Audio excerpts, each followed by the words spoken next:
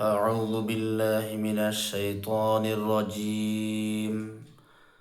بسم الله الرحمن الرحيم. يوم يحمى عليها في نار جهنم فتكوى بها جباههم وجنوبهم وظهورهم هذا ما كنزتم لأنفسكم فذوقوا ما كنتم تكنزون। সদাকাল্লাহুল আযীম। সম্মানীয় হাজিরিন, ইসলামের মধ্যে যত ফরাইজ বিধানগুলো আছে, যেমন নাকি নামাজ, রোজা, হজ, তার মধ্যে থেকে একটি ফরজ বিধান হলো যাকাত। যাকাত আল্লাহ পাকের একটি ফরজ বিধান। আজকে অসংখ্য নামাজি যাদেরকে আল্লাহ পাক মাল দিয়েছেন, নামাজ পড়ে ঠিক মালের মহব্বতে যাকাত দেন না। অনেক মানুষ আছে যারা সাহেবে নেসাব, মানে যাকাত দেওয়ার মতো যোগ্যতা রাখে, অতটুকু মাল আল্লাহ পাক দিয়েছেন, কিন্তু যাকাত দেন না। অন্যান্য ইবাদত যদিও করে, যাকাতটা যেহেতু এখানে মালের মহব্বত একটা মানুষের আসেই। যাকাত এইটা ফরজ, একটা নফলি সদকা আর একটা হলো ফরজ সদকা। নফল সদকা, খয়রাত, দান এগুলো আপনি করতেও পারেন, নাও করতে পারেন, এটা করলে সওয়াব হবে, যেমন নাকি নফল নামাজ। কিন্তু যাকাত যে আপনার মালের থেকে নির্ধারিত অংশ হিসাব করে যেটা দিতে হবে শরীয়তের বিধান মতে, এটা ফরজ, এটা প্রত্যেককে আদায় করতেই হবে। যাকাত যদি আদায় না করেন ভয়ানক শাস্তির কথা আছে। আগামীতে আমি আস্তে আস্তে একটি করে যাকাতের মাসাইলগুলো, ফাজাইলগুলো আপনাদের সামনে বয়ান করব ইনশাআল্লাহ। আমি এখন সূরা তওবার ৩৫ নম্বর আয়াত তিলাওয়াত করেছি, যেখানে আল্লাহ তাআলা বলেন, ইয়াউমা ইউহমা আলাইহা ফি নারি জাহান্নাম, যেদিন মাল সম্পদকে জাহান্নামের আগুনের মধ্যে উত্তপ্ত করা হবে। কত ভয়ানক আয়াত দেখেন, উত্তপ্ত করা হবে। ফাতুকওয়া বিহা জিবাহুহুম ওয়া জুনুবুহুম ওয়া যুহুরুহুম, আর এই মাল সম্পদ উত্তপ্ত করার পরে এটা দিয়ে ফাতুকওয়া বিহা দাগ দেওয়া হবে মানুষের কপালের মধ্যে, মানুষের পিঠের মধ্যে, মানুষের কোমরের মধ্যে আল্লাহ পাক দাগ দিবেন।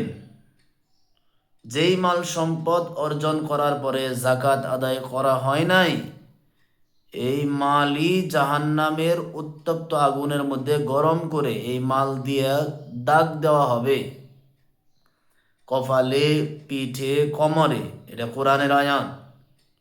আর বলা হবে, হাদা মা কানাস্তুম লিআনফুসিকুম, এটা তোমাদের নিজেদের জন্য জমা রাখা, সঞ্চয় করে রাখা সেই মাল। ফাযুকু মা কুনতুম তাকনিজুন, তোমরা চাখো, এর মজা গ্রহণ করো, যেটা তোমরা কি করেছিলে, সঞ্চয় করে রেখেছিলে। গরিবের হক আদায় করো নাই, গরিবকে তাদের হক দেও নাই, তোমার মালের সম্পদ যেটা গরিবের হক ছিল এটা বাইর করে দেও নাই, এখন তোমাদের সঞ্চয় করা মালের থেকে তোমরা চাখো। ভাই, যাকাতের এক অর্থ হলো পবিত্র করা, মানে যাকাতের মাধ্যমে আমার বাকি সম্পদগুলো পবিত্র হয়ে যায়।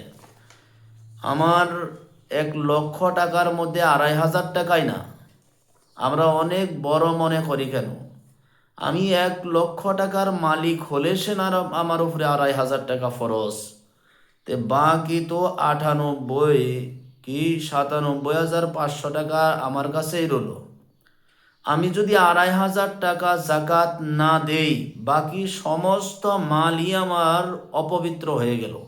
কারণ আমার গরিবের মালের সাথে আমার মালটা মিশ্রিত হয়ে যাওয়ার পরে এই মালটা, জাকাত হলো গরিবের মেল কোচাল, এটা হলো শরীরের মেল কোচাল, এটা এটা আমার মাল না।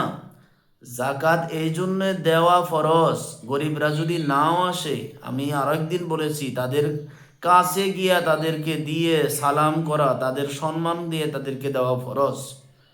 গতিকে গরিবদেরকে দেওয়া জাকাত দেওয়ার সময়ও ছোটো নজরে দেখা যাবে না। এটা আপনার মালই না, মালই তাদের, তাদের মাল, আপনি ঋণ পরিশোধ করতেছেন, তাদের উপরে এহসান আবার কিসের? কোরআনুল করিমের জাকাতের ফরজিয়তের ব্যাপারে অনেক আয়াতগুলো আছে, অনেক আয়াত আছে। যেমন কি সূরা বাকারার 3 নম্বর আয়াতের মধ্যে আছে, ওয়া মিম্মা রাযাকনাহুম ইউনফিকুন, যেটা আমি তোমাদেরকে রিজিক হিসাবে দিয়েছি তোমরা খরচ করো। এভাবে সূরা নিসার 39 নম্বর আয়াতের মধ্যে আছে, ওয়া আনফিকু মিম্মা রাযাকাহুমুল্লাহ, তোমরা আল্লাহ পাকের রিজকের থেকে তোমরা খরচ করো।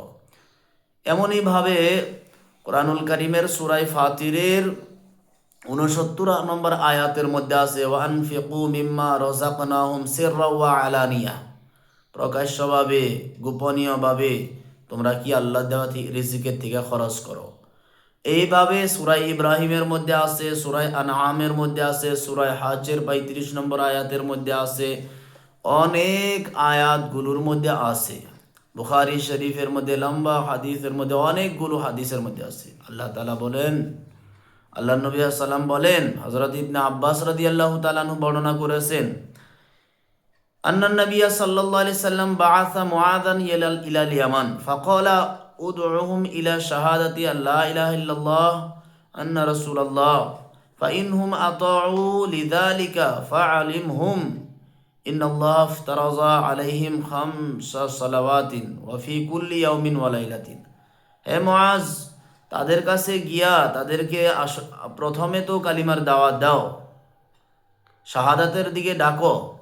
তারা যখন শাহাদাত কবুল করে তারপরে তাদেরকে জানিয়ে দাও, ফাআলিমহুম, তাদেরকে জানিয়ে দাও, নিশ্চয় আল্লাহ তাআলা ইফতারাযা আলাইহিম খামসা সালাওয়াত, 5 ওয়াক্ত নামাজ ফরজ করেছেন, ওয়া ফি কুল্লি ইয়াউমিন ওয়া লাইলাতিন, প্রত্যেক দিন রাত্রে 5 ওয়াক্ত নামাজ ফরজ করেছেন। ফাইনহুম আতাউ লিযালিকা, যদি 5 ওয়াক্ত নামাজের অনুসরণ করে মানে পরে, ফাআলাম আন্নাল্লাহ ইফতারাযা আলাইহিম সাদাকাতান ফি আমওয়ালিহিম, তাদেরকে জানিয়ে দাও যে নিজেদের মালের মধ্যে থেকে সদকা করাটাও আল্লাহ পাক ফরজ করেছেন। সদকা তুখাদু মিন আগনিয়াইহিম ওয়া তুরাদ্দু ফি ফুকারাইহিম, তাদের ধনীদের কাছ থেকে নিয়ে তাদের গরিবদেরকে বন্টন করো, এই মালের সদকা আল্লাহ পাক করেছেন। এই জন্যে জাকাতের ফরজিয়তের ব্যাপারে কোনো দ্বিমত নাই। এটা নসে কাতঈর দ্বারাই, অকঠ্য দলিলগুলোর দ্বারাই প্রমাণিত রয়েছে যে জাকাত ফরজ। এই জন্য অনেক আয়াতের দ্বারাই ফরজিয়ত প্রমাণ হয়, অনেক শাস্তির কথা পাওয়া যায়, বলতে গেলে লম্বা হবে ভাই। কোরআনুল কারীমের সূরা তওবার 35 নম্বর আয়াতটাই তো আমাদের যথেষ্ট। কি বললেন আল্লাহ পাক, ইয়াউমা ইউহমা আলাইহা, যে ফিনারি জাহান্নাম, দুজখের আগুনের মধ্যে গরম করা হবে, উত্তপ্ত করা হবে, ফাতুকওয়া বিহা, এর দ্বারাই দাগ লাগানো হবে। এর চাইতে আরো বেশি কি হতে পারে?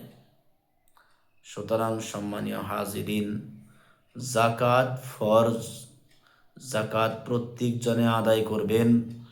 বিশেষত জাকাতের যেগুলো মাসাইল আছে বলবো আমি আপনাদের সামনে, আর অন্যান্য ওলামায়ে কেরামও বলেন, যারাই শুদ্ধ বলেন তাদেরটাই অনুসরণ করবেন।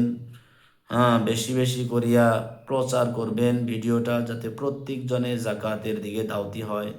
অন্যান্য মাসাইল পাওয়ার জন্য বেশি বেশি করে এই ভিডিওগুলো শেয়ার করে দিবেন।